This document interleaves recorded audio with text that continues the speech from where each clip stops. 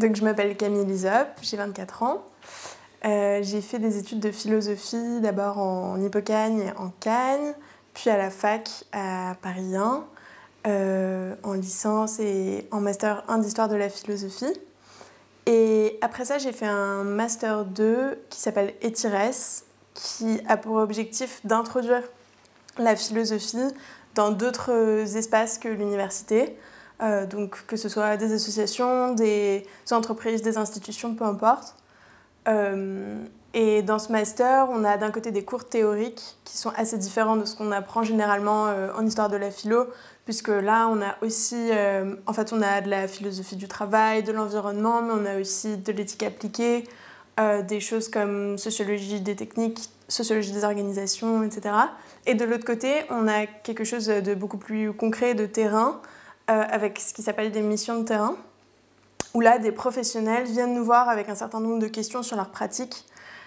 Et nous, par groupe de 3 en moyenne, on a un semestre pour problématiser, identifier des tensions conceptuelles qui nous paraissent intéressantes et éclairantes par rapport à leur questionnement à eux. Et donc on se nourrit du terrain, d'observation, d'entretien et aussi d'un corpus philosophique et sciences humaines qu'on constitue avec les personnes qui nous encadrent. Et dans quelles circonstances vous l'avez rencontré? Oui, justement, c'est dans le cadre de ce master que je l'ai rencontré, parce que la deuxième mission sur laquelle j'ai travaillé portait sur le design. Et c'est ma camarade Maud Dürbecker avec qui je travaillais, moi je ne connaissais pas du tout son travail, et donc c'est elle qui m'en a parlé. Et on lui a demandé, enfin on est allé voir, je suis allée voir, j'ai découvert un petit peu son travail, et c'est là qu'on l'a rencontré à l'IRI. Parce que les designers avec qui on travaillait nous posaient des questions. En fait, c'est le collectif BAM, et leur vision du design, ils cherchent à faire un design qui s'appelle perceptible et praticable. Ça veut dire un design qui invite à la curiosité, au réglage, qui invite au détournement, qui invite à vraiment s'approprier les objets, plutôt que d'avoir un rapport complètement automatique avec une adresse très fermée et contraignante de la part des objets. Et donc en fait, en termes stigleriens, ça se traduit assez facilement, ça rencontre complètement les préoccupations qui sont les siennes, puisque voilà, au fond, c'est le projet d'un design néganthropique qui rencontre les questions d'automatisme et de désautomatisation que travaille Bernard Stiegler. Et donc son travail nous a beaucoup nourris pour penser un rapport justement de soin aux objets, d'apprendre à connaître, à comprendre et donc à manipuler, à transformer, à détourner les objets. Et c'est pour ça qu'on parlait du praticien plutôt que du consommateur. C'est tout l'enjeu, c'est de se rapporter aux objets d'une façon donc, qui n'est pas celle du consommateur, c'est-à-dire le consommateur, c'est celui qui Bernard Stiegler dit consommer, c'est-à-dire consumer, c'est-à-dire détruire. Le consommateur, c'est celui qui fait disparaître cet objet, là où le praticien le transforme et en fait développe des savoirs dans la pratique de cet objet. Et cette chose-là se fait de façon socialisée. Et donc ça nous a beaucoup apporté aussi dans notre réflexion sur le rôle du designer, le métier de designer, en réfléchissant à cette question de... En fait, le rôle du designer ne s'arrête pas à la production d'objets ou de services, mais il y a vraiment une notion importante qui est celle de l'accompagnement, accompagner l'objet dans le monde et s'intéresser à ce qui se passe avec les personnes qui vont se saisir de ces objets, et qu'il ne s'agit pas simplement de poser quelque chose et ensuite advienne que pourra. D'autant plus si c'est un design qui est très ouvert et qui invite à s'approprier les objets, parce que pour cette même raison, c'est un design qui est très exigeant. Et donc, si on ne se soucie pas de l'accompagnement dans le monde, on risque de reproduire quelque chose de très élitiste, dont un certain nombre de personnes qui n'ont pas forcément les codes, les habitudes, ou même l'envie d'avoir des objets qui ne soient pas automatiques et faciles, ne vont pas forcément se saisir de ces objets-là. Est-ce que vous, en tant que jeune étudiante, vous pouvez dire en quelques mots ce que vous entendez par design? D'accord. Alors, d'abord, un mot sur la question en tant que telle. C'est-à-dire que moi, j'ai complètement découvert, j'avais aucune idée de ce que c'était. J'avais quelques a priori là-dessus jusqu'à assez récemment quand j'ai travaillé là-dessus. Donc il y a 1 an et demi, quelque chose comme ça. Et on a passé notre temps au départ avec Maud à demander à toutes les personnes avec qui on faisait des entretiens et à se demander à chaque fois qu'on disait quelque chose, qu'est-ce que c'est le design, qu'est-ce que c'est le design. On a compris assez vite que c'était précisément le design. C'est Stéphane Vial qui dit le design, je ne sais plus sa phrase exacte, mais qu'on tolère l'indéfinition du design, il n'y a pas une définition qui règne. Donc voilà, on a laissé au bout d'un moment, on a compris que c'était pas forcément la question, on est passé un peu à autre chose, et puis en fait j'y suis revenue assez récemment à cette question-là, et j'y suis revenue de plusieurs façons, mais donc la première chose c'est, pour moi, ce terme, d'abord je l'utilise plus comme un verbe, designer, plutôt que le design. Je crois pas que le design, ça existe, que ça ait une consistance, je crois plutôt que c'est une activité. Et en ce sens, pour moi, c'est à peu près équivalent avec le verbe concevoir. Il s'agit de concevoir quelque chose quand on dit qu'on design quelque chose. Oui, on conçoit tout et n'importe quoi. Tout est designé, tout est conçu. C'est-à-dire que n'importe lequel des objets qui est là, un bureau, un livre, on s'est posé des questions de forme, on s'est dit comment est-ce qu'on va incarner cette idée ou comment est-ce qu'on va... le designer agit à partir de contraintes. Comment on a besoin que cet objet soit ergonomique, soit accessible, qui donne envie, on a besoin qu'il soit facile d'emploi, on a besoin qu'il invite à poser des questions. Là, par exemple, un projet dont Maud, la camarade avec qui j'ai travaillé, me parlait de mobilier urbain et il travaille avec des designers sur des questions de bancs et comment on fait pour concevoir un banc qui amène des gens à se poser des questions existentielles. J'ai sans doute un peu résumé la chose, mais voilà, en fait, et donc tout est objet de design. En fait, quand on l'a rencontré, c'était d'abord simplement des entretiens qu'on lui a demandé simplement avec nous pour lui poser nos questions et discuter ensemble. Et ensuite, on a suivi quelques séances du séminaire Pharmacone. Je veux dire, c'était en ligne beaucoup. Et aussi un tout petit peu à la Maison des Associations dans le 3e arrondissement. Mais en fait, c'était pendant le Covid, donc c'était assez... ça a été beaucoup en ligne. Très récent, tout ça c'est très récent. Oui, très récent, puisque Bernard Stiegler, je l'ai rencontré il y a 2 ans à peine. D'ailleurs, c'est quelque chose de très important pour moi de préciser. 1 an avant son décès. Oui, exactement. Et je voulais aussi préciser que je ne suis pas une spécialiste de Bernard Stiegler. J'ai découvert son travail et ça a changé énormément de choses dans ma vie et dans mon travail. Mais voilà, je ne suis pas une spécialiste, je le connais depuis très peu de temps. Je découvre son travail encore beaucoup. Est-ce que depuis, avez-vous lu quelques-uns de ses livres, justement, oui, à propos de...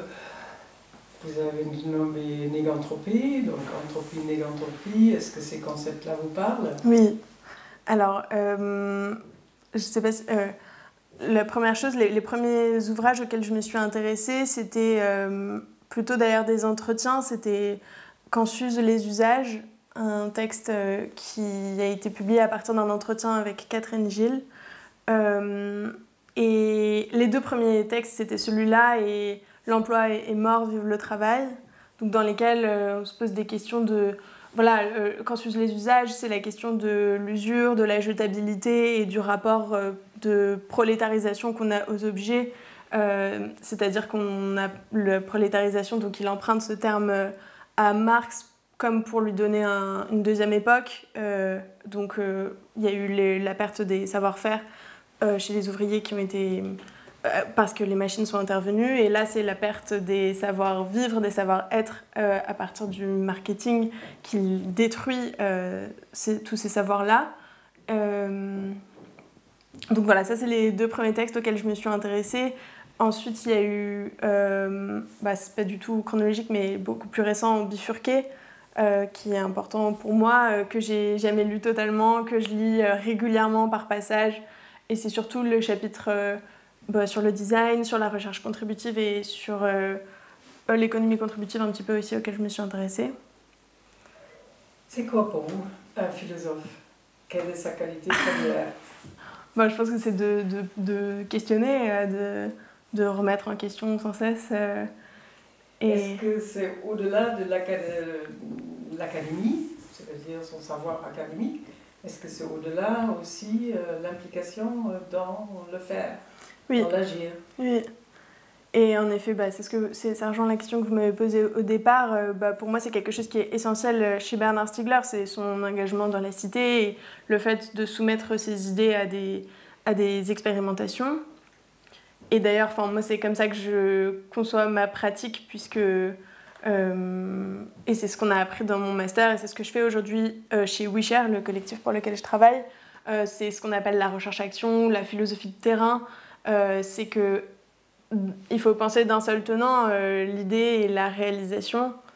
Pour moi, c'est absolument essentiel, mais ça ne veut pas dire que ce soit... c'est par intermittence, c'est possible aussi d'avoir un moment où il faut se concentrer sur de l'abstraction pure avant de revenir à quelque chose de beaucoup plus concret. Mm-hmm. Mais ça, c'est, je pense, l'idée de la recherche contributive aussi. En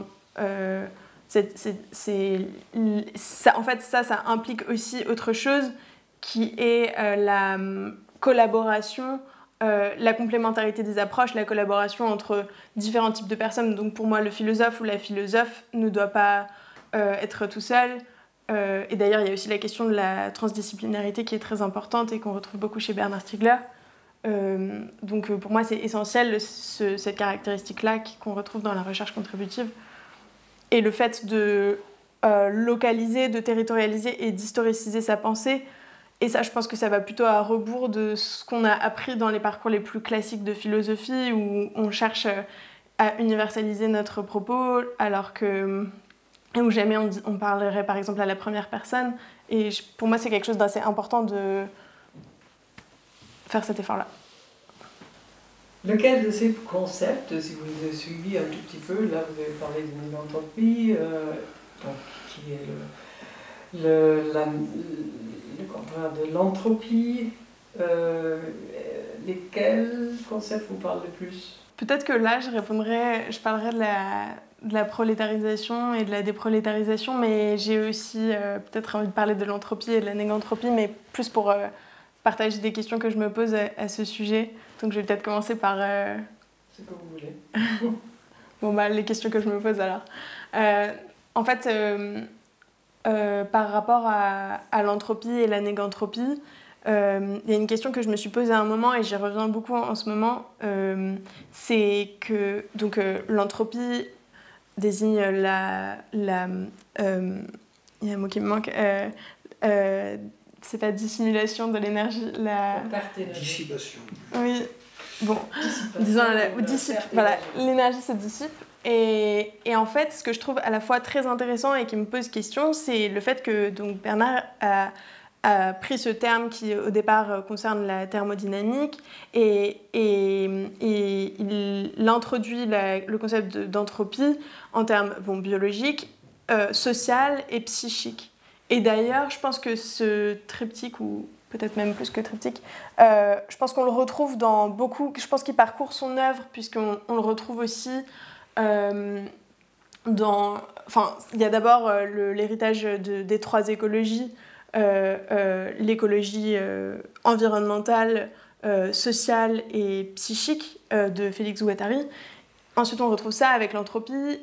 Et puis, je pense qu'il y a aussi quelque chose de cet ordre-là avec l'histoire d'organologie et l'idée qu'il y a des organes somatiques, exosomatiques, et donc techniques, et aussi une organisation sociale des institutions, par exemple. Et peut-être aussi qu'on peut dire ça sur le soin. En fait, c'est celui-là, le concept, je pense, qui me plaît chez Bernard Stiegler, qui me plaît le plus. Enfin, je pense que c'est ce sujet-là. Donc le soin, puisqu'il y a le soin... des personnes, des institutions, le soin à la fois physiologique, psychique et social. Et donc, pour revenir à la question de l'entropie, c'est à la fois, ce point de départ-là m'intéresse, mais je me pose une question par rapport à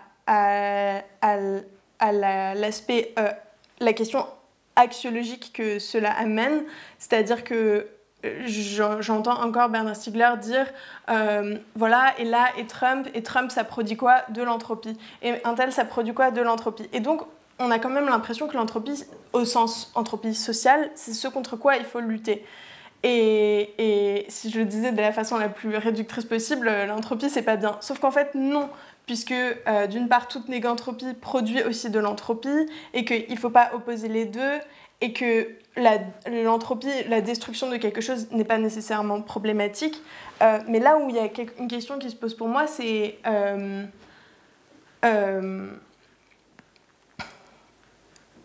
en fait, il y en a plusieurs. Il y a la question des critères de l'entropie. Qu'est-ce qui fait qu'on peut dire cette chose-là est anthropique?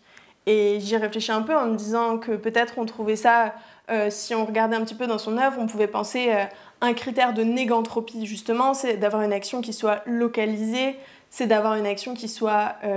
qui reprenne les concepts de la recherche contributive, plusieurs types de personnes, etc. Et en fait, même si on prend tous ces critères-là, l'action, elle peut être détournée et elle peut être mise au service d'une idéologie, par exemple, complètement destructrice. Donc on peut utiliser des critères négantropiques pour produire de l'entropie au sens social. Et c'est pour ça que, en fait, une question que je me pose aussi, et vous parliez de l'élitisme qui peut être une question...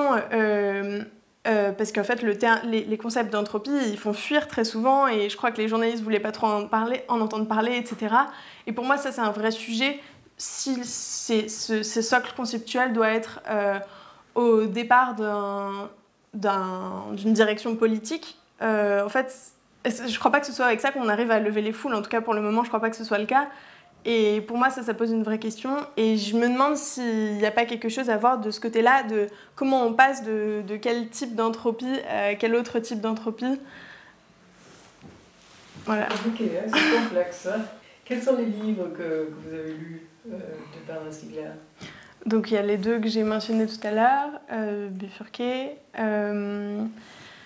Ensuite, de façon que j'ai pas lu en entier, mais Prendre soin de la jeunesse et des générations, celui-là, j'en ai lu des extraits et je pense que je le lirai plus en détail bientôt. Mais pour moi, ce qui est intéressant là, c'est la question du rôle des institutions dans le soin qu'on prend des jeunes et ce soin qui n'est pensé qui est pensé à partir de la transmission entre les générations et comment en fait qui a quel rôle dans l'accompagnement des jeunes vers la majorité et comment alors là je vais peut-être faire un lien avec des choses qui ne sont pas exactement dans ce livre-là, mais en fait, comment on repense nos institutions et nos industries pour sortir de la destruction systématique du soin que produit le marketing. Voilà, ça c'est quelque chose qui m'intéresse. Ouais. Et en tant que jeune philosophe, puisque 24 ans c'est vraiment très jeune, que pensez-vous des actions des jeunes actuellement? C'est Extinction Rebellion en France, c'est... Fridays for Future dans les grandes capitales de l'Europe et de l'Occident, où justement ce collectif ou cette association fondée par Bernard Stiegler, je ne sais pas si vous avez assisté, à donc l'association des amis de la génération Thunberg. Alors pour ce qui est des premiers mouvements militants que vous avez cités, je les soutiens totalement, je n'en fais pas partie. Et je ne suis pas de près leurs activités, donc je ne crois pas que j'ai quoi que ce soit à dire là-dessus, sinon que j'espère que je les soutiens totalement. Et les quelques jeunes de l'association de la génération Thunberg que je connais et qui en font partie me semblent extrêmement déterminés et en même temps rencontraient beaucoup de difficultés. On l'a vu évidemment, il y a eu un essoufflement important avec la crise du Covid. Voilà, et pour ce qui est de l'association des amis de la génération Thunberg, dont je fais partie, ce qui est très, très riche, d'après moi, c'est justement qu'il y a beaucoup de générations qui sont mélangées, qu'il y a beaucoup de profils très différents et de disciplines qui se rencontrent, et ça, je pense que c'est très riche et très précieux. Y a-t-il des actions prévues ou un peu en évolution? Alors, pour le moment, il y a surtout des groupes de travail dont moi, je n'ai pas pu faire partie ces temps-ci parce que je n'avais pas le temps pour ça. en tout cas, pour moi, il y a quelque chose d'important. Je ne sais pas si c'est par ce canal-là que ça se fera ou autrement, mais là, pour moi, il y a peut-être de l'ébullition. C'est à propos de ce qui a été mis en place avec la recherche contributive. J'ai l'impression que, je ne sais pas, peut-être que c'est le moment d'entrer dans une deuxième phase, un deuxième cycle, c'est-à-dire de faire peut-être un bilan. En tout cas, parfois, j'ai l'impression qu'il y a des choses qui ont très bien marché. Là, je parle de quelque chose dont moi, je ne fais pas partie des projets de recherche contributive, donc je parle d'un peu loin, mais j'ai eu l'impression que certaines choses avaient très bien marché, d'autres peut-être un petit peu moins. Et en fait, je m'y intéresse de près parce que les projets qu'on mène chez WeShare ont des résonances assez fortes et que dans les autres projets que je peux imaginer, j'ai envie de mettre en œuvre des choses de cet ordre-là. Donc c'est important, je pense qu'il y ait une communication entre les différentes personnes qui mettent en œuvre des choses qui ne s'appellent pas forcément de la recherche contributive, mais qui partagent un certain nombre de principes. Et là, il me semble, en tout cas, c'est aussi ce que j'ai observé chez WeShare, qu'on a besoin de s'arrêter et de s'appliquer à nous-mêmes les principes d'analyse critique et de regarder quelles sont les difficultés qu'on rencontre, notamment en termes d'implication des personnes, des habitants et des habitantes, pourquoi parfois c'est compliqué, et aussi en termes de transformation à une autre échelle, c'est-à-dire dans quelle mesure ces initiatives-là, qui sont des explorations, qui sont des territoires laboratoires, etc., comment est-ce que ça permet de transformer nos institutions? Est-ce que ça permet de prendre de l'ampleur? Voilà, pour moi, il y a quelque chose à faire à ce niveau-là. Est-ce que vous avez rencontré des philosophes ou est-ce que vous pouvez penser à des philosophes qui sont capables ou susceptibles de transmettre la pensée stiglérienne? La personne à qui je pense en premier, c'est Anna Almware, qui pour moi est quelqu'un de très important et qui, je pense, connaît extrêmement bien son travail et qui en plus est très pédagogue et donc je pense et enseigne à l'université, et donc je pense qu'on peut compter sur elle pour ça. D'ailleurs, je signale qu'un article assez récent qu'elle a écrit me semble vraiment important à lire, qui s'appelle « Quelle transition écologique pour les 3 écologies ?» si je ne me trompe pas. Très bien. Et je le trouve vraiment génial, cet article. Pour vous, le rôle de la philosophie, c'est quoi? Je crois que c'est de questionner et de transformer le monde. Il y a un courant de philosophie qui s'appelle la philosophie sociale, qui a notamment été théorisé par quelqu'un qui s'appelle Frank Fischbach dans le Manifeste pour une philosophie sociale. Et en fait, ce courant-là met vraiment l'accent sur la transformation du monde.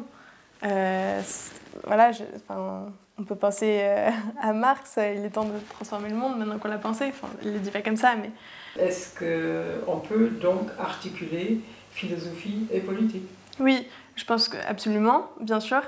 Et pour être un peu plus précise, pour moi, l'intérêt de la philosophie dans ce contexte, c'est de donner des outils conceptuels, des outils théoriques et aussi une histoire de la philosophie qui permet de lire le réel, de le comprendre, de l'imaginer autrement. Et donc oui, c'est éminemment politique et je pense qu'on gagnerait à avoir plus de philosophie dans nos institutions, dans nos réflexions politiques, bien sûr. Quels sont vos projets, vos engagements futurs, dans le futur proche? Actuellement, je réfléchis à un projet de thèse qui mobilisera sans doute, s'il advient, les travaux de Bernard Stiegler. Je voudrais travailler sur les institutions de soins et en particulier l'école comme institution de soins, avec peut-être une filiation à partir de certains travaux sur le soin à l'hôpital. Les questions vraiment très larges avec lesquelles je commence à réfléchir, c'est comment, tout simplement, comment faire que l'école soit un milieu social et un milieu technique qui permettent de former des singularités et non pas de formater des futurs employés.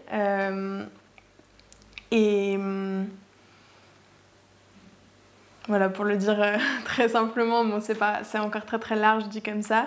Et je m'intéresse en ce moment aux travaux de Cynthia Fleury, qui a travaillé aussi sur des questions d'individuation et de soins et d'individuation et état de droit. Et je crois que la confrontation entre les pensées de Bernard Stiegler et de Cynthia Fleury serait vraiment intéressante. Donc j'aimerais m'y atteler. Bravo.